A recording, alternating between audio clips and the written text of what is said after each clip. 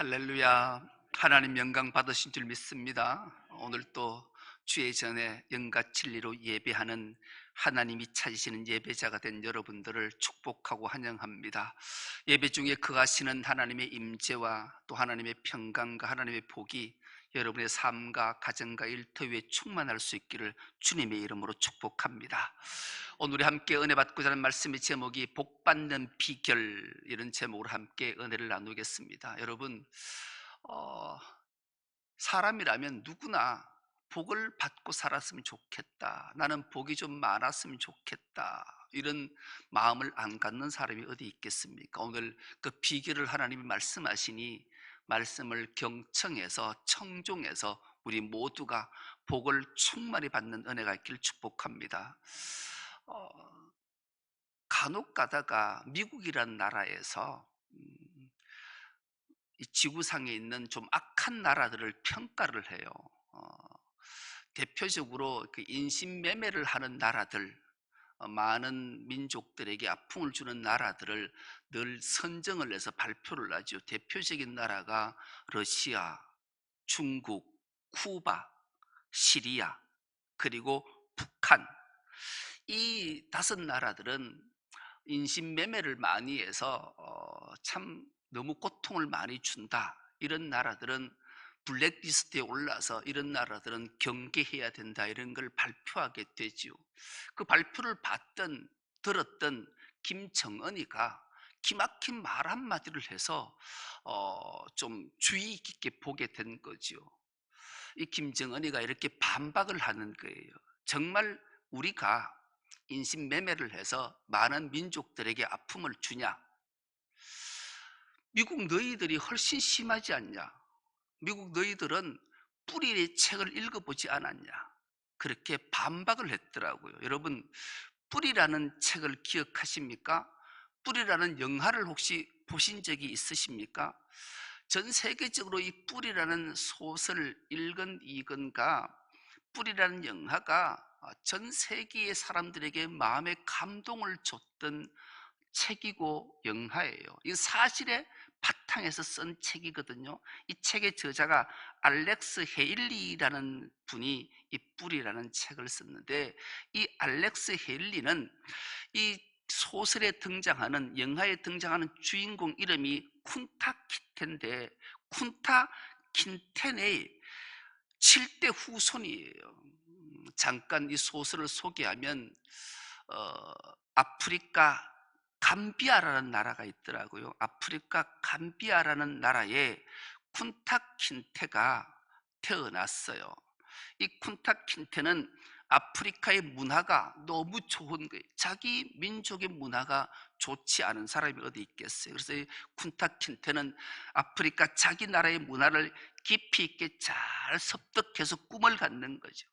앞으로 나는 훌륭한 사람이 될 거야. 그래서 훌륭한 청년으로 잘 성장했어요. 그리고 앞으로의 미래를 찬란하게 이끌어 가야 되겠다는 찬란한 미래를 꿈꾸고 있던 청년이었지요. 그런데 어느 야심한 밤에 미군들이 기습적으로 습격을 해서 이 나라를 초토화시켜 버려요.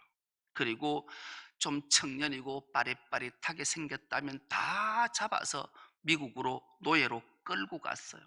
여러분, 납치당해 보신 적 있으십니까? 당해보지를 않아서 뭐 경험이 안 되겠지만, 우리가 유괴, 납치를 당한 사람들의 그 고통, 본인뿐만 아니라 가족은 이루 말할 수 없는 고통 속에 살다가 그렇게 생을 끝내는 경우들이 많지요. 강제로 납치가 되어서 이 감비아라는 나라에서 아메리카, 미국까지 납치를 당해온 이 쿤타 킨데는 이 납득이 안 되는 거예요. 어떻게 해서 내가 이렇게 미국으로 끌려와서 이런 노예로 삶을 살게 되지? 자신의 처지가 납득이 안 되니 방법은 하나다. 목숨 걸고 탈출을 해야지. 그래서 이 쿤타킨데는 무려 4번이나 탈출을 시도해요. 그때마다 잡혀서 끌고 오면 모진 매를 맞지요. 결국 4번째 탈출에 실패하고 잡혀왔을 때는 다리를, 이제 노예니까 다리를 아예 자르지를 못하고 반을 잘라내 버렸어요. 그러니 발바닥을 반으로 다리를 잘라져서 노예의 삶을 사니 이 얼마나 비참한 삶을 살았겠냐고요. 그러다가 이제는 적응을 하기 시작해. 더 이상은 탈출할 수 없구나. 여기에 적응하고 살아야 되겠다고 포기하고 적응하고 결국 결혼을 하게 돼요. 결혼을 해서 참 눈에 넣어도 아프지 않는 딸 하나를 낳게 되는데, 이 딸도 노예의 딸로 태어났으니 이 딸이 장성해서 딸이 노예로 팔려갈 때는 이 쿤타킨데의 고백은 창자가 끊어지는 고통을 겪음했다. 여러분, 단장의 고통을, 내 딸이 노예로 팔려가서 성노예가 되고 비참한 삶을 살게 되는 것을 안 이 쿤타킨테는 정말로 창자가 끊기는 고통을 느꼈다라는 거예요. 그러면서 자기 후손들에게 자기의 삶을, 자기 민족의 삶을 그들에게 끊임없이 심어줘요. 그래서 7대에 걸쳐 세월이 흐르는 동안 쿤테킨들은 자신 자손들을, 자신의 뿌리를 잊지 마라, 우리 뿌리, 우리 감비한 나라, 결코 조국을 잊지 말라, 기억해야 된다, 이것을 끊임없이 교육하지요.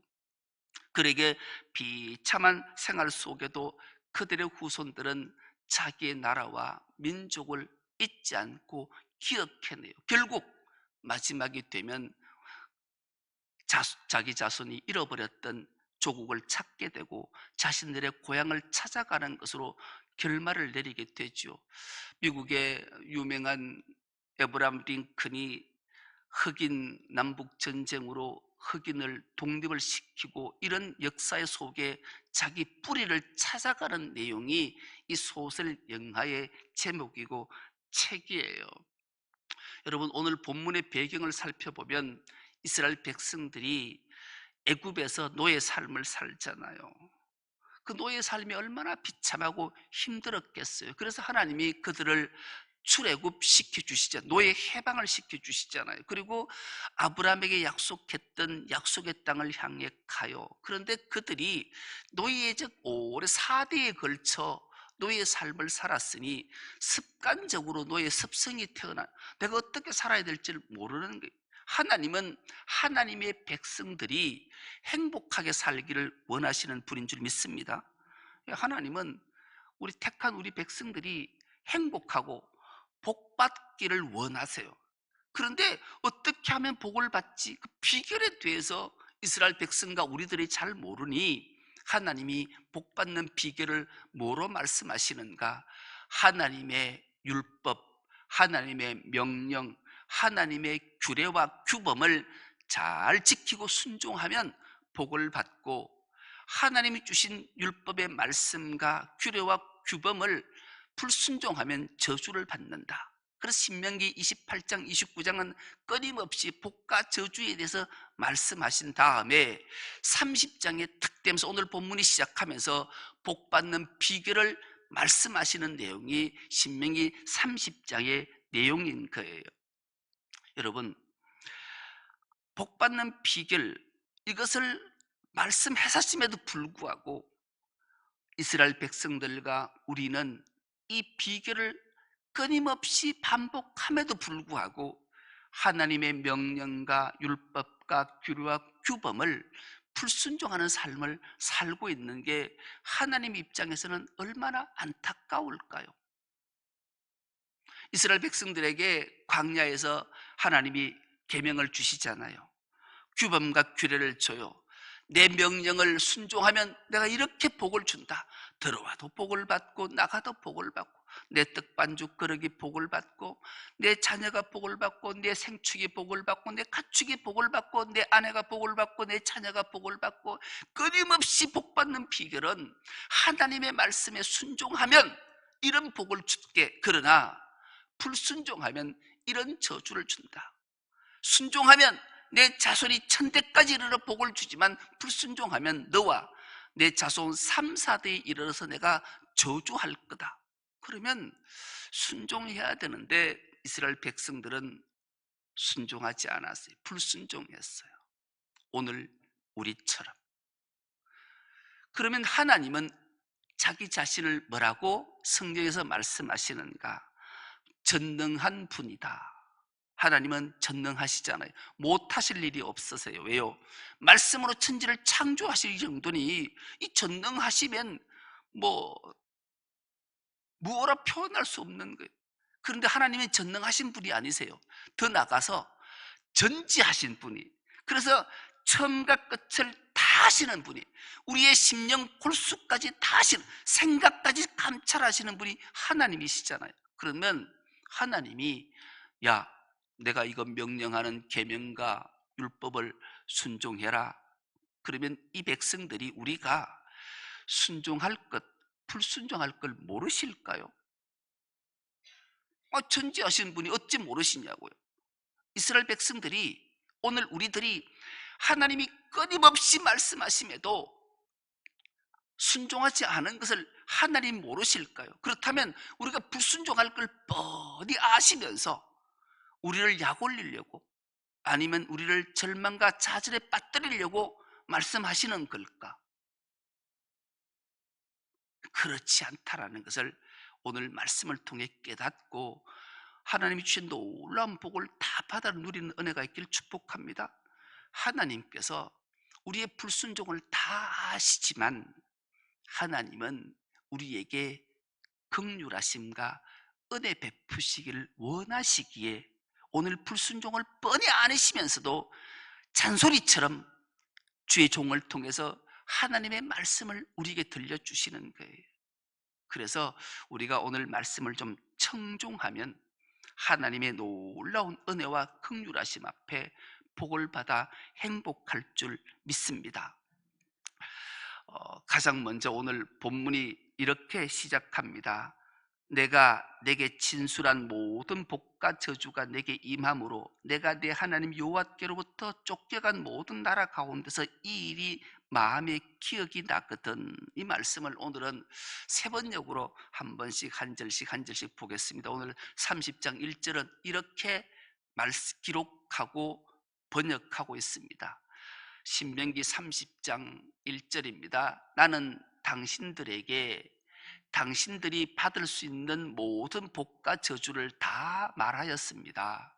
이 모든 일이 다 이루어져서 당신들의 하나님이 쫓아내신 모든 나라에 흩어져 사는 동안에 당신들의 마음에 이 일이 생각나거든. 그렇게 말씀하시는 것으로 시작해요. 2절은 더 나아가 이렇게 말씀합니다.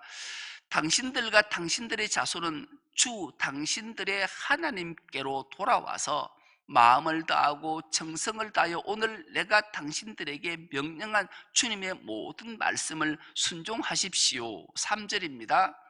그러면 주 당신들의 하나님이 마음을 돌이키시고 당신들을 불쌍히 여기셔서 포로상에서 돌아오게 하여 주실 것입니다. 그리고 주 당신들의 하나님이 당신들을 그 여러 민족 가운데로 흩으신 데로부터 다시 모으실 것입니다. 4절입니다. 쫓겨난 당신들이 하늘 끝에 가 있을지라도 주 당신들의 하나님은 거기에서도 당신들을 모아서 데려오실 것입니다. 이렇게 말씀하십니다. 복받는 비결이 무엇인지를 말씀하는데 세 가지를 하나님이 말씀하셔요. 가장 먼저 너희가 불순종해서 하나님의 저주로 여러 민족에 다 흩어서 노예의 삶과 고단한 삶과 고통의 삶과 그리움의 삶을 살 때 하나님이 너희를 노예에서 해방시키시고 광야에서 신령한 만나와 메추라기를 먹였던 그 하나님의 은혜를 생각하고 기억하라. 그렇게 말씀해요. 여러분, 우리가 인생을 살다가 너무 고통 속에 빠지고 힘들 때 나는 왜 이렇게 삶이 고단하고 힘이 들어? 이럴 때 하나님이 나를 어떻게 긍휼히 여기시고 은혜를 베푸셨는 것을 기억하는 게 얼마나 중요한지를 우리에게 말씀해요.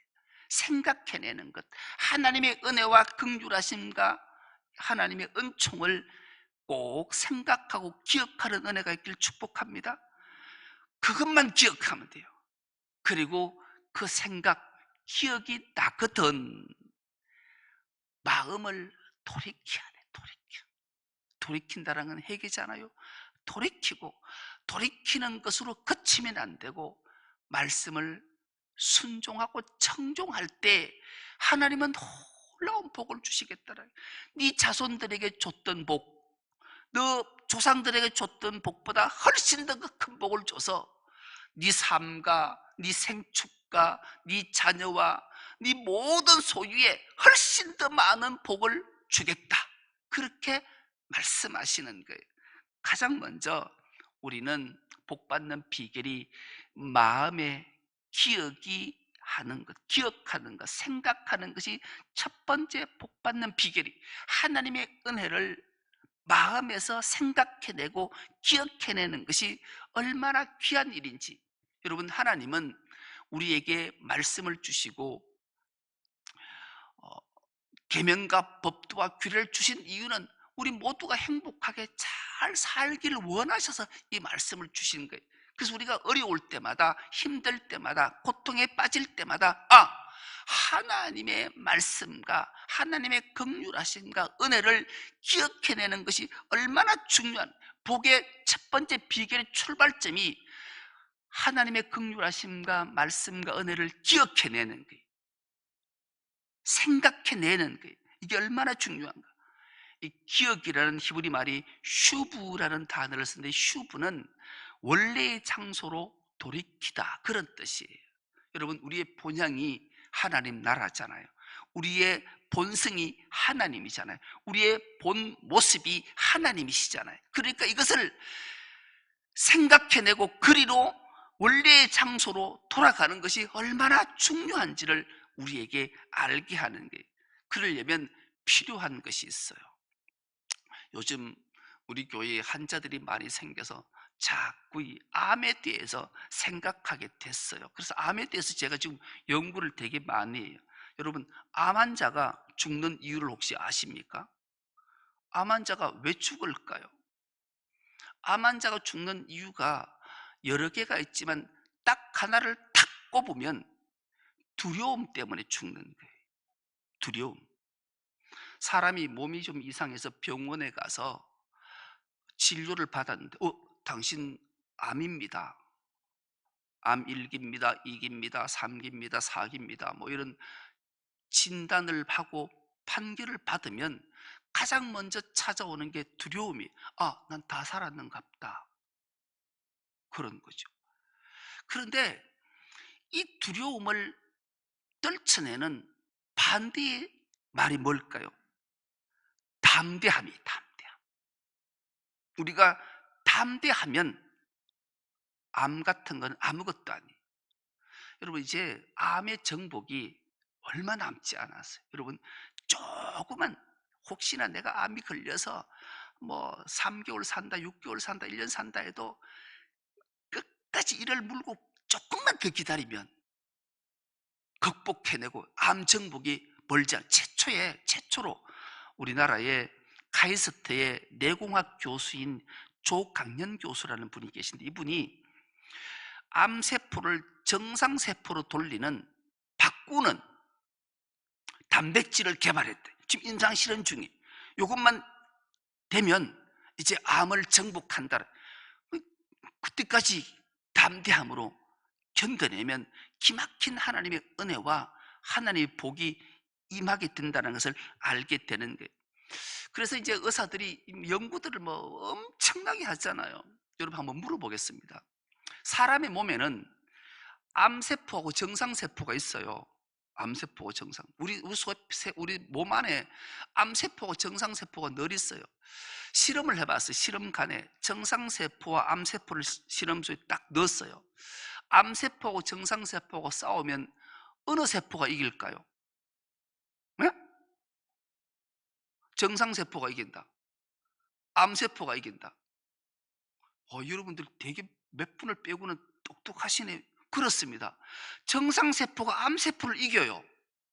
실험을 해보니까 이게 뭐지? 정상세포가 암세포를 이기다니. 그렇다면 정상세포가 암세포를 이기는데 왜 암 환자는 계속 죽어갈까? 왜 죽을까요? 아니, 정상세포가 암세포를 이기는데 왜 암 환자는 계속 죽어가느냐고요. 이걸 밝히려고 연구를 해봐서 결론이 바로 두려움 때문에, 두려움은 정상세포가 암세포를 못 이기게 만드는 거예요. 그래서 죽게 만들어요. 그래서 담대하면 사는 이기는 거예요. 요한계시록 21장 6절에서 8절 말씀을 우리가 한 목소리로 한번 합독해 보겠는데요. 육신뿐만 아니라 영도 지옥 가는, 둘째 사망의 지옥 가는 첫 번째가 뭐냐? 우리 한 목소리 읽어보시게. 한 목소리 읽겠습니다. 시작. 또 내게 말씀하시되 이루었도다. 나는 알파와 오메가요 처음과 마지막이라. 내가 생명수 샘물을 목마른 자에게 값없이 주리니 이기는 자는 이것들을 상속으로 받으리라. 나는 그의 하나님이 되고 그는 내 아들이 되리라. 그러나 두려워하는 자들과 믿지 않은 자들과 흉악한 자들과 살인자들과 음행하는 자들과 점술가들과 우상숭배자들과 거짓말하는 모든 자들은 불과 유황으로 타는 못에 던져지리니 이것이 둘째 사망이라. 이거 띄워두세요. 6절과 7절 말씀은 하나님의 말씀, 명령, 규례, 규범을 순종하는 자는 이기는 자가 되어서 영원한 생명수를 마시고 영원한 생명을 얻어 사는데, 지옥 가는 영원한 죽는 첫 번째가 두려워하는 자. 여러분, 세상을 살면서, 인생을 살면서 우리에게 세상의 갖가지들을 우리를 막 엄습해 올 때 우리는 두려움이 자꾸 쌓일 때가 있어요. 두려움이 내한테 찾아오면 나는 구원받지 못했구나, 나는 믿음이 없구나, 하나님의 은혜가 없구나, 나는 지옥 가는 자누구나를 깨닫고 화들짝 놀라셔야 돼요. 우리의 대장 되시는 하나님이, 임마누엘 하시는 하나님이 나와 함께 있는데 세상 무엇이 두렵겠냐고요. 두려울 게 없는 줄 믿습니다. 두려움이 찾아오면 하나님의 전능하심과 도우심과 은혜를 구해야 돼요. 왜요? 육신뿐만 아니라 두려움의 첫 번째는 지옥을 가기 때문에 그래요. 죽기 때문에, 둘째 사망에 떨어지기 때문에 그래요. 이것을 하나님이 육신으로 드러내는 게, 이런 질병이 찾아왔을 때 두려워할 건가 담대할 건가, 이걸 묻는 거예요. 살 수 있는 길, 육만 사는 것이 아니라 영을 살릴 수 있는 길도 하나님이 우리에게 주시는 거예요. 그래서 우리에게 악한 질병이 찾아왔을 때, 두려움이 엄습했을 때 두려워하면 안 돼요. 이까지 끝! 담대함으로 나는 전능하신 하나님이, 임마누엘의 하나님이 나를 도와주실 것이고 나를 승리케 이기게 하실 것이라는 담대함이 있으면 모든 병을 정복해낸다라는 거예요. 실제로요, 이런 일을 해낸 자가 있어요. 그 이름이 항병준이라는 분인데, 이분하고 70이 됐어요. 그런데 이분이 얼마나 건강하게 사는지, 이분이 2002년도인가 2004년도에 대장암 말기를 진단받았어요. 2년이 지내고 위암 말기를 진단받았어요.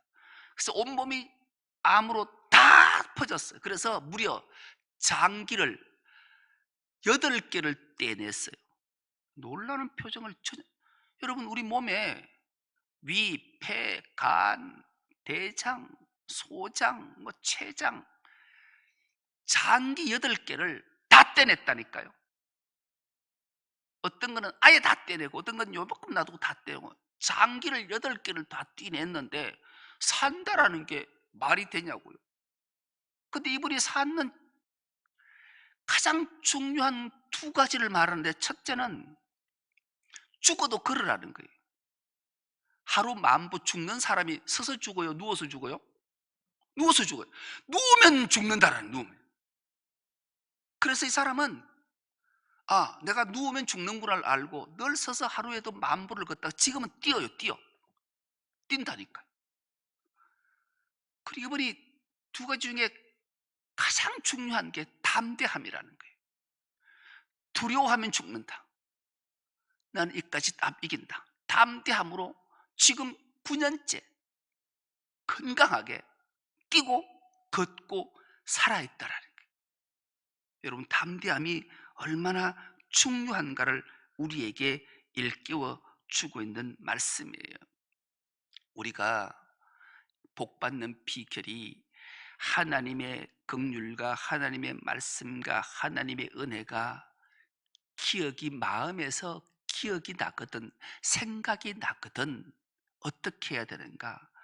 2절에 보면 너와 내 자손이 내 하나님 여호와께로 돌아온다는 말도, 돌아온다는 말이 우리가 가장 즐겨 쓰는 회개라는 말이잖아요. 이 회개는 담대함이 없이는 못하는 거예요. 돌이키는 거니까. 내가 두려움에서 돌이키고 죽음에서 돌이키고 좌절에서 돌이키고 절망에서 돌이켜서 희망과 생명과 복으로 돌이키는 길, 회개는 담대함이 없으면 돌이킬 수가 없는 거예요. 그래서 우리에게 하나님의 말씀이, 하나님의 은혜가, 하나님의 복이 마음에서 기억이 나거든 담대함으로 그 자리에서 벌떡 일어나 미련 없이 싹 돌이켜 회개하는 것이 얼마나 중요해요. 오늘 본문 1절에서 10절 내용까지에 보면 돌이키다 라는 단어가 무려 6번이 나오고, 4절에 보면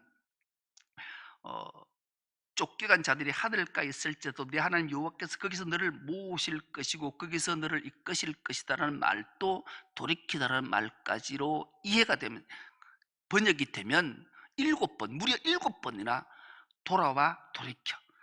2절에 돌아와, 3절에 돌이키고 돌아오게, 5절에 돌아오게, 8절에 돌아와, 9절에 돌아오면, 끊임없이 우리가 담대함으로 회개하고 돌이키면 하나님께서도 돌이키시고 우리에게요. 그래서 우리를 저 하늘 끝에 가 있어도 거기서도 모아서 돌이키고 데리고 오셔서 조상들에게 약속하셨던 그 땅으로 돌아오게 하시고, 거기서 내 조상들에게 줬던 복보다 훨씬 더 많은 복을 줘서 오늘 10절 그 보면 네 손으로 하는 모든 일과 네 몸의 소생과 네 가축과 네 새끼와 네 토지 소산을 많게 하시고 내게 복을 주시되 곧 여호와께서 내 조상들을 기뻐하신 것 같이 너를 다시 기뻐하사 내게 복을 주시겠다라고. 우리가 담대함으로 돌이키기만 하면, 회개하기만 하면 하나님도 돌이키셔서 우리에게 놀라운 복을 주시겠다고 약속의 말씀을 주십니다. 그런데 여기에 딱 조건 하나가 붙어 있어요. 그 조건이 어떤 조건인가? 2절 말씀을 우리가 한 목소리 다시 한번 합독해 보겠습니다. 시작. 너와 내 자손이 내 하나님 여호와께로 돌아와 내가 오늘 내게 명령한 것을 온전히 따라 마음을 다하고 뜻을 다하여 여호와의 말씀을 청종하면, 이 청종하면을 우리가 세 번역으로 썼는데 순종하면, 그래.